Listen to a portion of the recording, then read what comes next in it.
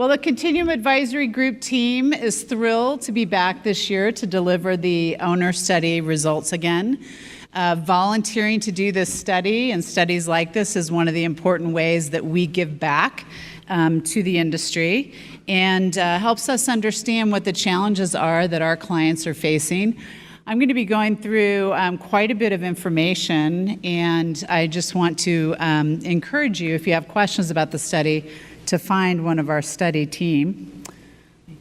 Just to remind you what the purpose of the owner study is, we aligned it with this year's conference theme around excellence in total project performance.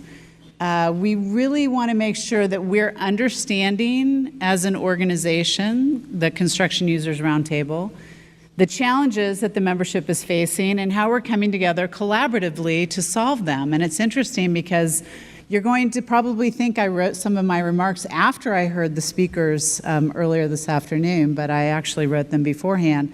But it's really going to reinforce a lot of what we've already heard. This was our study team. Kelsey's located in Raleigh, North Carolina, Mona in Washington, D.C. I'm actually out of Denver, Colorado. And once again, if you have questions about the study, you can find one of the three of us. We're all three here at the conference. If you want to make sure you get a copy of the study after the report is written up, please feel free to give us one of your business cards. We're actually going to be having 2 roundtable discussions tomorrow. This was my brainchild, and so we wanted to give the owners an opportunity to be in a room by yourselves, to let your hair down a little bit and talk about your challenges in achieving project excellence. Laura Stagner with the GSA will be kicking off our roundtable discussion, and that's at 9:30. At 10:45, we're going to have the architects, engineers, and contractors together to do the same thing and talk candidly about some of your challenges in achieving project excellence. So those are our 2 roundtables tomorrow, and I would encourage you to attend those. I wanted to just go back and revisit, just for one slide, last year's study, because I think some really interesting things came out of that study. For those of you who were in our breakout, we had a great panel with General Motors and Southern Company. And last year's study really pointed to the fact that we need to create more agility in our capital program delivery. And specifically, we asked you, that top red bar, do you think volatility will increase or decrease over the next few years? Back to what Mark was discussing about the pace of change. And you overwhelmingly agreed that we're going to be in more volatile times. 89% of you last year said there's increased pressure on delivery time. And the orange bar, that's a very interesting statement. How well does your organization manage change? And we rated ourselves as below average. So once again, reinforcing a lot of what Mark was talking about. So this year's study, we did it in a 3-pronged approach this year. We did a survey of owners. We had interviews with select owners, and then we had 2 virtual roundtable discussions, which some of you participated in. In total, we touched 28 different organizations. So I would say that this is a very broad representation of the opinions of the owner members of the organization. Healthcare, leisure, hospitality, government, touched upon many different industries. So what did this tell us first off the bat? We want it all. We want it good, we want it inexpensive, and we want it fast. And we are an industry that is constantly trying to balance these 3 things: to do it well, to do it inexpensively, and to do it very quickly. And that is the major challenge. And Michael's going to get annoyed at me at some point for continually using quotes from you, but Michael, I'm making you famous. Isn't that a good thing, right? At the end of the day, we only achieve true excellence if all stakeholders feel that it was a successful project for them. That includes our most important customers, the business units we serve, which Stephen Mulva touched upon in his remarks, that we are serving our internal clients in these organizations. So we first of all asked owners to rate themselves on their project excellence. And this is a slide that I think has some really good news in it, in that 64% total rated above average. But I thought it was really interesting, the question, what would it take as an industry? We only had 9% of our owners rate themselves a 5 on project excellence. And once again, building upon Mark's comments earlier this afternoon, I think this is fertile ground for real breakthrough thinking in how we approach project and program delivery. What would it take as an industry to get us to 100% of us rating ourselves as a 5? And I think that's a very interesting question for us to ask ourselves. What type of breakthrough innovation would it take if we were to repeat this survey in 5 years and have everybody rating themselves as a 5? So we asked what the most important metrics are to be used in measuring project performance. There really shouldn't be any surprises here. Cost, 95% of the respondents said cost is an important metric. 86% schedule. Safety, 36%. I was a bit surprised by that. Customer satisfaction. And once again, the business and technical performance of the asset. As somebody said to me the other day, we can build the wrong building really quickly and on budget, right? Are we actually building the right asset for the business need at that time? And I think that's a really interesting question for us to be asking ourselves. And I think as engineers, we are trained in engineering school to respond to the needs when somebody says, I need you to do this. Great. But I'm going to talk a little bit later about another study we did with CII called order takers or value creators. Are we just taking orders, or are we creating value for the business?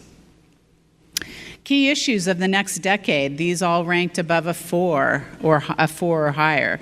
Improving quality, improving safety, improving productivity. Good to see we're focusing so much energy on productivity, right? It has been identified as one of the key issues. Compressing project schedules. Everywhere our team goes in the country, people are trying to compress schedules. And this is an anonymous study participant. One of our biggest challenges is increasing production capability for specific products quickly.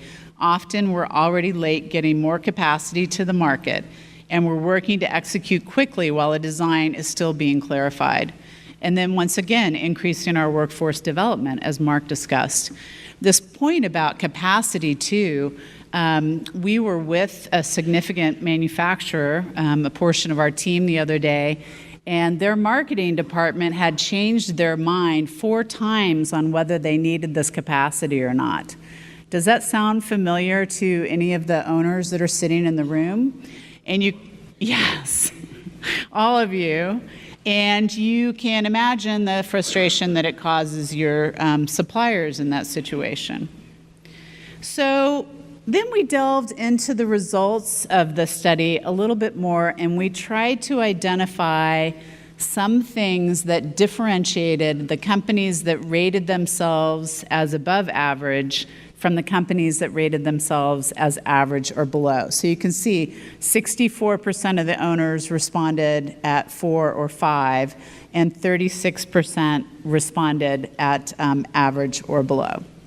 So we dug into the results of the study and said, what sets these two groups of companies apart? And I think this is a really interesting portion of the study. So there was a big focus on the cultural components and the differences between these two groups of companies. And I would say that culture is not something that we spend a great deal of time thinking about as an industry, even the culture of our industry, not just the culture of our organizations. Back to Mark's comments earlier this afternoon, thinking about, he used the term legacy industry.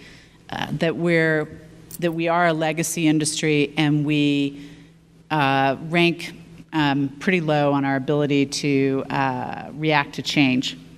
So these are some interesting points from the study.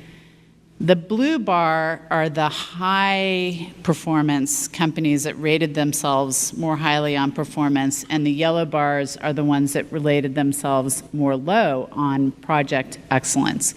And it's interesting that these are so consistent across these cultural factors between the two. You don't see a lot of disparity, right? So that would tell me that there's pretty consistent message that's being talked about in this.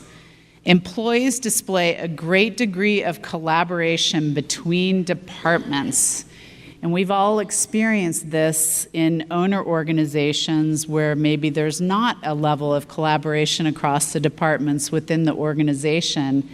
And so that creates some challenges as far as decision making, which is actually the third one. Employees trust one another in decision making processes. The second one, project managers have some flexibility around collaborative decision-making. Am I starting to sound like, maybe Mark slipped me a 20 or something to reinforce everything that Mark was saying. I was sitting here listening to him thinking, wow, there's a lot of the same messages here.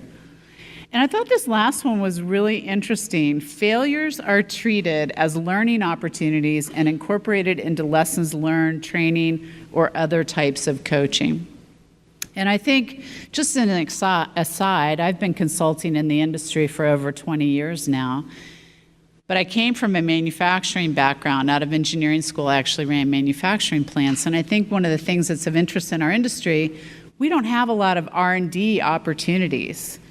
People don't want to try something on our project. Why do we not want to try it on our project?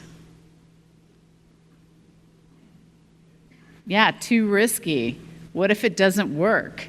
We don't have as many R&D opportunities to try new things, and we're always back to that compressed schedule.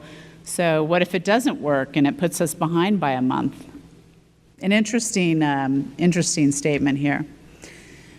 There were 3 keys identified to successful collaboration: get the right people involved early, get constant feedback throughout the project, and take time to review the project afterwards and really understand the lessons learned so that they can be applied to the next project. Here's a quote from Jeff at Proctor Gamble about their new strategy or newer strategy of holding collaborative design sessions at the beginning of each project to quickly, efficiently, and effectively engage the key project stakeholders as an integrated design team working as one toward a shared vision of project success, innovation, and lean practices. This is the only way we are going to meet aggressive timelines while achieving our safety, quality, and cost objectives. I actually don't recall who made this statement earlier. It might have been Stephen and it might have been Mark, but we were discussing being focused on process. We engineers, we love a good process, don't we? And this is a great quote, I think, from one of the respondents about we need to focus on the results, not just the process. And the key to successful execution, people are empowered to get creative in achieving the results. When they meet the business need, they're rewarded by the business unit they serve. So once again, back to that concept that internal engineering and construction and facilities departments are serving a business unit. They are serving a business that is working towards return on assets, shareholder price. They have key corporate objectives that they're trying to realize, and they're being served by the engineering and construction department. So as I mentioned, we did a study last year with the Construction Industry Institute, and it's really great to see this new level of collaboration between CURT and CII. We're very excited about that because we do agree as an organization that change will be driven in this industry by CII and CURT. These are the 37 organizations that we individually interviewed for this study.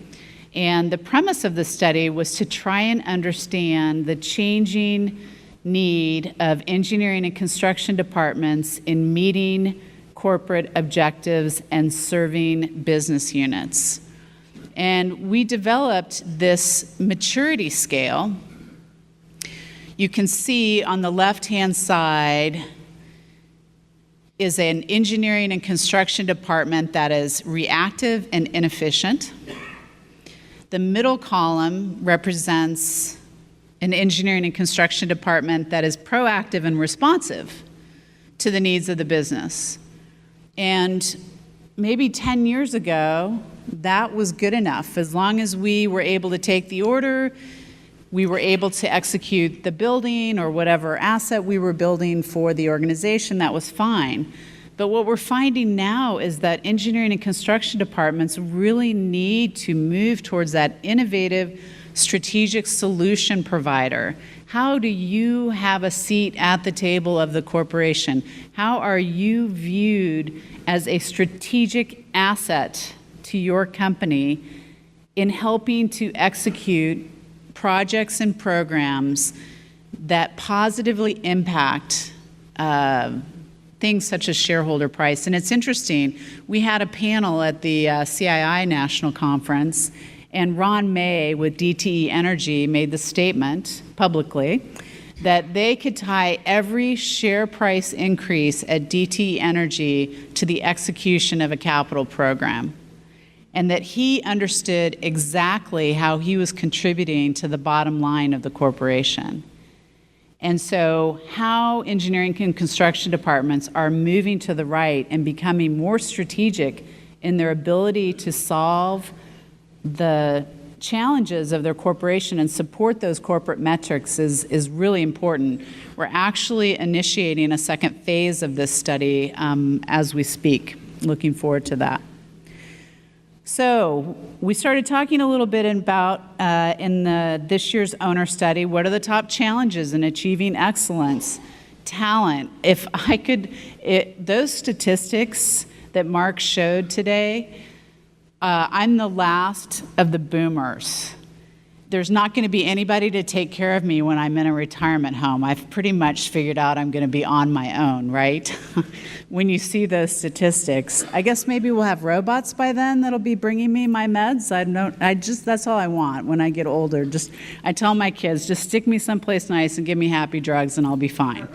But I'm going to be getting them from a robot because there's not going to be anybody to take care of me, right?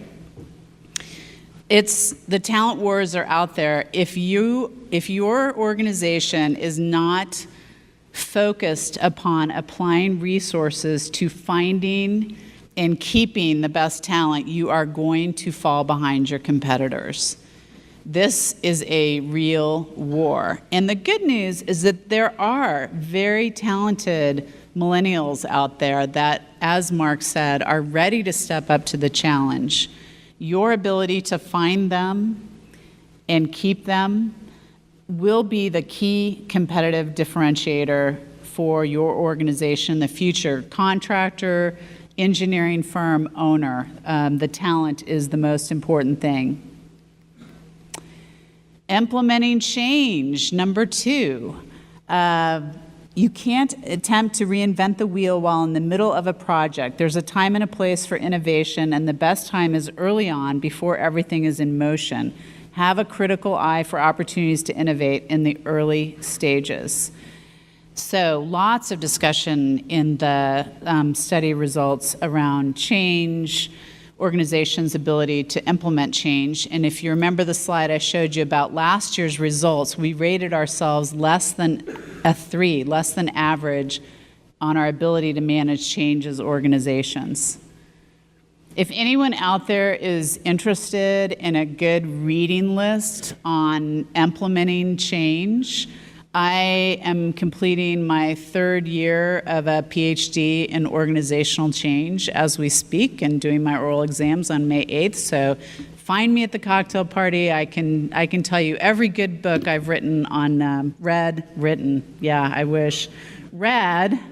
on implementing change. Here's some of the other top challenges that were discussed during the survey results: budget, schedule, quality.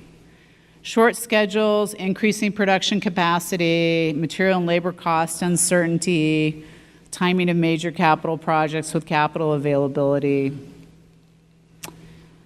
So this was an interesting one. Which is your organization's highest priority on projects? 44% of the respondents said schedule, 57% said budget, so fairly evenly divided. How would you rate your organization on hitting these targets? So once again, the blue are the organizations that gave themselves the higher score on project excellence. The yellow are the ones that gave themselves the lower scores. And it's interesting that even our high project excellence blue bar only rated themselves as a 3.6 on ability to meet schedule. So that would seem to be a performance gap. We're experiencing more compressed schedules, more urgency to get capacity online, and we're not doing that good of a job. So I thought it was really interesting to look at one particular aspect of the study, and we asked some questions about lean. Above average companies are 75% more likely to use 3 or more lean tools than average and below average companies. I'm going to say that again, 75% more likely to use 3 or more lean tools, the companies that rate themselves higher on project excellence. But I dug into this a little bit more. So here's the list of the most common lean tools that were rated by the survey respondents: offsite fabrication, integrated project delivery, BIM, 5S, value chain mapping, loss planner. I thought to myself, okay, I've been in this industry since 1994, and as I said, I ran manufacturing plants before that, so I've actually been working out of engineering school since 1986, which makes me feel really old. And I thought, gosh, when was the Lean Construction Institute actually founded? Does anyone know when the Lean Construction Industry Institute was founded? I don't think I have it on here. 98. I think it was actually 97 according to the website, but I'll give you 98. We're within a year. 20 years ago, right? And this is a research study that was published by Lean, a sample size of 162 projects in 2016, that said that projects that use more lean practices are 3 times as likely to complete ahead of schedule and 2 times as likely to complete under budget. And so once again, CII and other organizations are researching best practices so that we have research to back up the use of practices like lean. And the respondents of this year's CURT study talked about the lean benefits. 64% said lean increased project spend predictability, better cost control, better tracking, improved cost predictability, refined cost base, reduced labor costs. 73% said it increased project scheduling predictability, faster schedules, fewer interferences, time saved by moving hours off-site, efficiency in moving information, better tracking.